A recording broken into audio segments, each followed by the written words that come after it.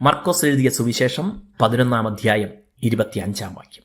നിങ്ങൾ പ്രാർത്ഥിപ്പാൻ നിൽക്കുമ്പോൾ സ്വർഗസ്ഥനായ നിങ്ങളുടെ പിതാവ് നിങ്ങളുടെ പിഴകളെയും ക്ഷമിക്കേണ്ടതിന് നിങ്ങൾക്ക് ആരോടെങ്കിലും വല്ലതും ഉണ്ടെങ്കിൽ അവനോട് ക്ഷമിപ്പിൻ. പ്രാർത്ഥനയിൽ സംഭവിക്കേണ്ട ഒരു പ്രധാന കാര്യമാണ് ദൈവം നമ്മുടെ പിഴകൾ ക്ഷമിക്കണം എന്നത്. ലോകം മുഴുവൻ ലഭിക്കുന്നതിനേക്കാൾ വലിയ അനുഗ്രഹമാണ് പാപക്ഷമ ലഭിക്കുന്നത്. എല്ലാം നേടിയിട്ട് അത് അനുഭവിക്കാൻ കഴിയാതിരിക്കുന്നത് പോലെയാണ് ലോകത്തിൽ ധനം, പ്രസിദ്ധി, അധികാരം തുടങ്ങിയ ഒരു മനുഷ്യന് നേടാനാവുന്നത് എല്ലാം നേടിയിട്ട് മരിക്കുമ്പോൾ ആത്മാവ് നരകത്തിൽ പോകുന്നത്.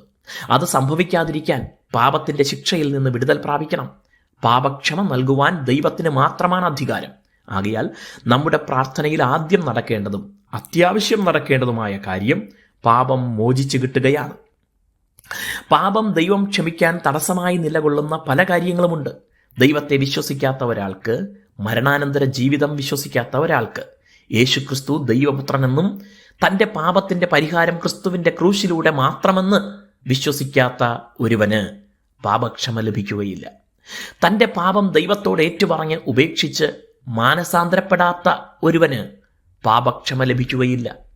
അതുപോലെ യേശു വ്യക്തമാക്കുന്ന ഒരു കാര്യമാണ്, ഏതെങ്കിലും വ്യക്തിയോട് ഹൃദയത്തിൽ വെറുപ്പോ പകയോ പിണക്കമോ അസൂയയോ ക്ഷമിക്കാനാകാതെ ഇരുന്നാലോ ദൈവം അവൻ്റെ പാപവും ക്ഷമിക്കുകയില്ല.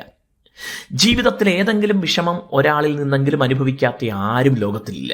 എന്നാൽ ഒരു ദൈവപൈതലായിരിക്കാൻ അത് ഹൃദയത്തിൽ വെച്ചുകൊണ്ടിരിക്കാൻ കഴിയുകയില്ല. ദൈവപിതാവിൻ്റെ സ്വഭാവ ഗുണങ്ങൾ തൻ്റെ മക്കളിലും ഉണ്ടാകാൻ അവിടുന്ന് കൽപ്പിക്കുന്നു.